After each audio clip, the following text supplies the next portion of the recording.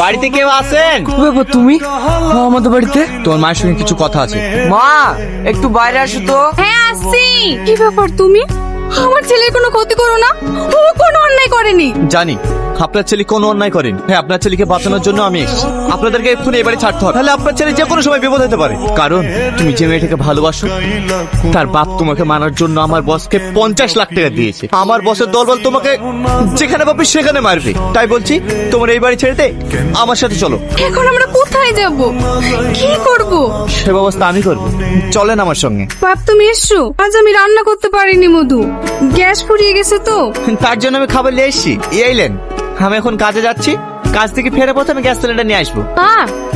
খাবারটা চেক করে খায়ও, বিষ মিশানো থাকতে পারে। এই বুড়ি কি বল তোমার কথা বলছি রে? হ্যাঁ আমি ঠিকই বলছি, এইসব মানুষকে বিশ্বাস নাই, স্বার্থের জন্য এরা সবকিছু করতে পারে।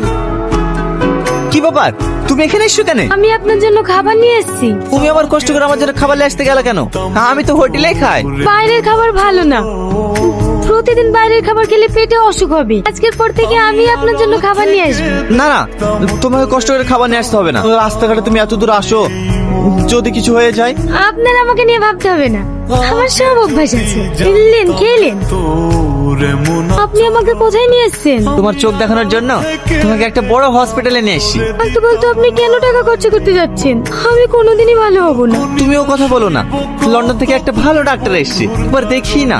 দেখুন ওর যে চোখের কন্ডিশন দেখলাম, আই থিঙ্ক অপারেশন করালে 80% ভালো হওয়ার চান্স আছে। আচ্ছা ডাক্তার বাবু, অপারেশন করালে তাও কত টাকা খরচ হতে পারে? মিনিমাম 10 লাখ। অপারেশন কতদিনের মধ্যে করা যাবে? দেখুন আজকের নাইটে আমি লন্ডন ফিরে যাব, আর যদি ক্যাশটা জমা করতে পারতেন তাহলে ওর অপারেশনটা হয়ে যেত।